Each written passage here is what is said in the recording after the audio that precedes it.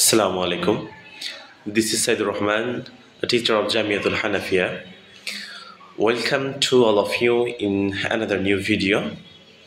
আজ আমার আলোচনার কবিতা হলো Two Mothers Remembered by John Snow Duncanson. এটি একটি affectionate poem. কবি এখানে মূলত two type of roles played by our mothers in our life এই বিষয়টিকে কেন্দ্র করে তিনি কবিতাটি লিখেছেন। মানে হচ্ছে আমাদের মা তাদের জীবনের দুইটি ধাপ, আমাদের জীবনে সন্তানের জীবনে মাকে আমরা দুইটা রূপে পাই, সে দুটি রূপ নিয়ে তিনি এখানে কবিতাটি লিখেছেন। আমরা কথা না বাড়িয়ে লাইন বাই লাইন সামারিতে চলে যাব। কবি বলছেন, I had two mothers I claim. I had two mothers, আমার দুজন মা ছিল। Two mothers I claim, এবং দুজনকে আমি মা বলি বা দুজন মাকে আমি মা বলে দাবি করি। Two different people, তারা দুজন ব্যতিক্রম ভিন্ন মানুষ, yet with the same name, কিন্তু তাদের নাম একই, তার উভয়ের একটি নাম, সেটা হলো মা। আমি উভয়কে মা বলেই ডাকি। Two separate women, তার দুজন ভিন্ন মহিলা, ডাইভার্স বাই ডিজাইন, তাদের অবয়ব ডিজাইনগত দিক থেকে, তাদের বাহ্যিক বেশভূষা সব কিছুতে তারা ভিন্ন। বাট আই লাভড দেম, কিন্তু আই লাভড দেম, আমি তাদের উভয়কেই ভালোবাসতাম। বিকজ, কারণ, দে ওয়ার মাইন, তারা ছিল আমার, মানে তারা আমারই মা, তাই আমি উভয়কেই মা হিসাবে ভালোবাসতাম। আচ্ছা, এইখানে এই চার লাইনে মূলত কবি মা, তার যে দুইটা মা সে সম্পর্কে একটু ডিসক্রিপশন দিচ্ছেন একত্রে কম্বাইন করে। যদিও মানে আমার দুজন মা ছিল, দুজনকে আমি মা বলে ডাকি। তারা দুজন যদিও আলাদা পার্সোনালিটি, তাদের ডিজাইন, তাদের ক্যারেক্টার, তাদের ভার্চু, তাদের সব কিছু আলাদা, কিন্তু তাও আমি তাদের উভয়কে ভালোবাসতাম। কারণ কি ছিল? কারণ তার উভয় আমারই মা ছিল, তাই। আচ্ছা, এর মানে এটা না তার যে দুইজন মা ছিল, সৎ মা, আপন মা, এরকমটা না। আসলে তার মা ছিল একজনই। মানুষের মা একজনই থাকতে পারে, যার থেকে আমরা জন্মগ্রহণ করি। তো তার দুইটা বৈশিষ্ট্যের বা গুণের কথা কবি এখানে আলোচনা করবেন। পরের লাইনগুলোতে আমরা খেয়াল করলে দেখতে পাবো। এরপরে কবি তার প্রথম মায়ের ডিসক্রিপশনে যাচ্ছেন। প্রথম মাকে সেই বর্ণনা তিনি দিচ্ছেন। The first was the mother, প্রথম মা ছিল সেই মা হু ক্যারিড মি হিয়ার, যিনি আমাকে এখানে নিয়ে এসেছেন। এই হিয়ার এখানে বলতে মূলত পৃথিবীকে বোঝানো হয়েছে, যে হু ক্যারিড মি হিয়ার, যে আমাকে এখানে নিয়ে এসেছেন, মানে আমাকে পৃথিবীতে জন্ম দিয়েছেন, যার মাধ্যমে আমি পৃথিবীতে এসেছি। ইনি হলেন আমার প্রথম মা। গেভ বার্থ, যিনি আমাকে জন্ম দিয়েছেন, অ্যান্ড নার্চার্ড, এবং আমাকে লালন পালন করেছেন, অ্যান্ড লঞ্চড মাই ক্যারিয়ার, এবং আমার জীবনের ভিত্তি স্থাপন করেছেন। শি ওয়াজ দ্য ওয়ান, তিনি ছিলেন সেই মা, হুজ ফিচার্স আই বিয়ার, যার ক্যারেক্টার ফিচার সেটা আমি বহন করি।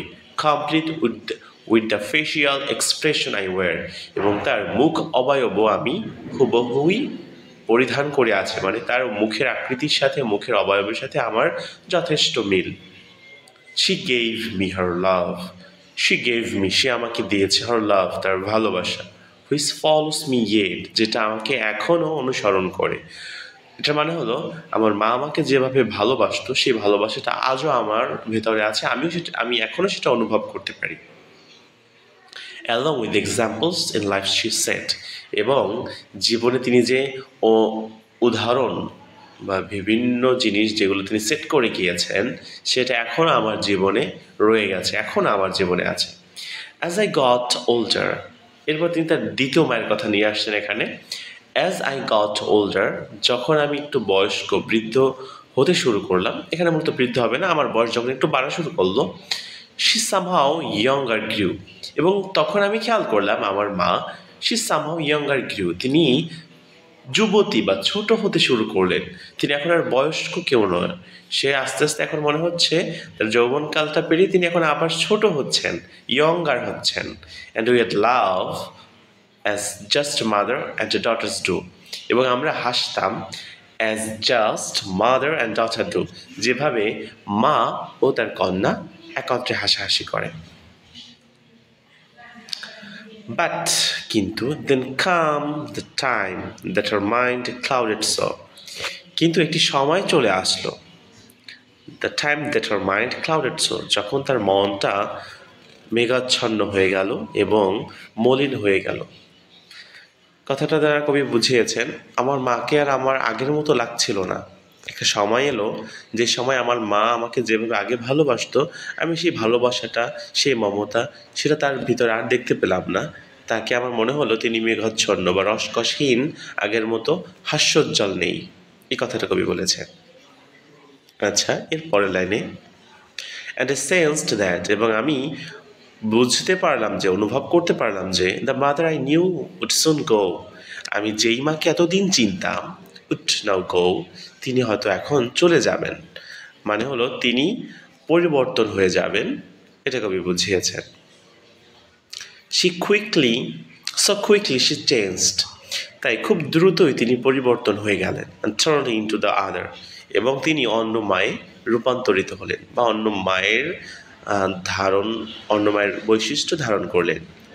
এটা দ্বারা কবি বুঝিয়েছেন যে আমি এতদিন যেই মাকে চিনতাম, যেই মা আমাকে যেভাবে ভালোবাসতো, এখন সেই মা একই চেহারায় আছে, একই পোশাকে আছে, একইভাবে আছে, কিন্তু তার বৈশিষ্ট্য, গুণ, আমার সাথে তার ডিলিংস, আচরণ, সেটা একটু ভিন্ন রকম দেখা যাচ্ছে। Okay, a stranger who dressed in the clothes of my mother, একজন অজ্ঞাত ব্যক্তি, এ স্ট্রেঞ্জার একজন অপরিচিত ব্যক্তি, হু ড্রেসড যিনি পরিধান করে আছেন, in the clothes of my mother আমার মায়ের পোশাক। মানে কবি তার মায়ের বর্ণনা দিচ্ছেন, দ্বিতীয় মায়ের বর্ণনা এভাবে দিচ্ছেন যে আমার প্রথম মা যিনি ছিলেন সেই মায়ের মতোই তিনি, তারই ড্রেস তিনি পরে আছেন, but she is a stranger, তিনি একজন অজ্ঞাত ব্যক্তি আমার কাছে।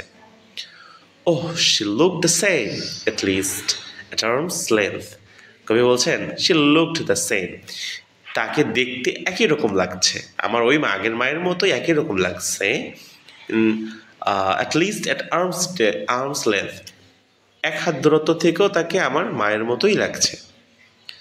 But now she was the child and I was her strength, কিন্তু এখন বর্তমানে now she was the child, তিনি হচ্ছেন সন্তান, and I was her strength, এবং আমি ছিলাম তার শক্তি।